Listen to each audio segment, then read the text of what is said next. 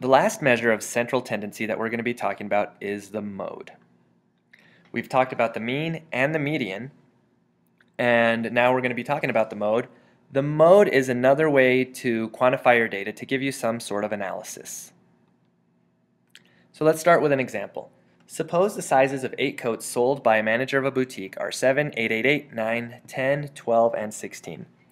And you wanted to run some sort of analysis to figure out, what are people buying? What should I replace? How many coats should I replace? What sizes should they be? So first you decide to find the mean. Well, if you find the mean, you're adding up all the values, dividing by 8, and that leaves you with an answer of 9.75. 9.75 really isn't a coat size, so that's not very helpful. What about the median? Your data is ordered in values from least to greatest. You have 8 coats, so you need to find the middle value. That splits your data in half, which in this case would be 8.5. So again, neither values, while they do give you some sort of numerical value to think about, they don't really help tell a story. That's where the mode comes in. So the mode of a set of data is the value that occurs most often.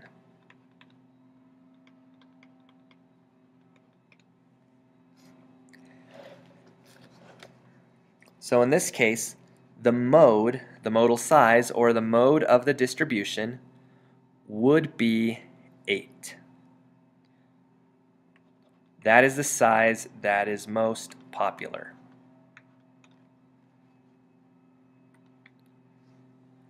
So again, the mode of a set of data is the value that occurs most often. So the scores of 7 students in 3 quizzes are as follows. So here's quiz 1. I guess these are 10-point quizzes, and some of us aren't doing so well. Quiz 2 and quiz 3. Ooh, quiz 2 looks like it was pretty tough. So what we're going to do is find the modal score in each quiz. So in quiz 1, you can see that the score 7 occurs twice, while the other scores occur only once. So the mode here is 7. Let's take a look at tough test number 2. In this case, we see that 0 occurs 3 times, so you'd think that's the mode, but if you notice, 4 occurs 3 times as well.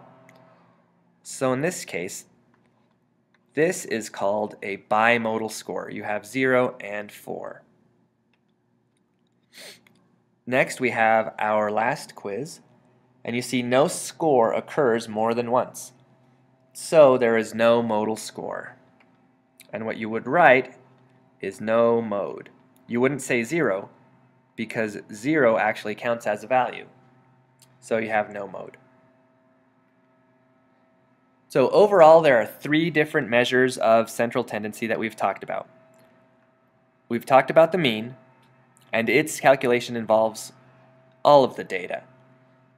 That's good. The bad news is that it is affected by extreme values.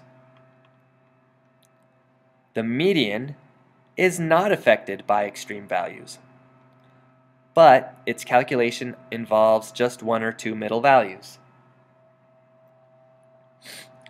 Now the mode can be easy to find but does not take into consideration the bulk of the data.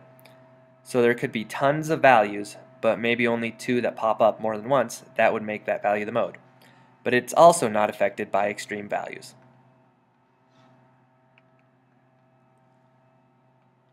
So depending on what you're looking for or what type of story you're trying to tell with your data, you could either use the mean, the median, or the mode.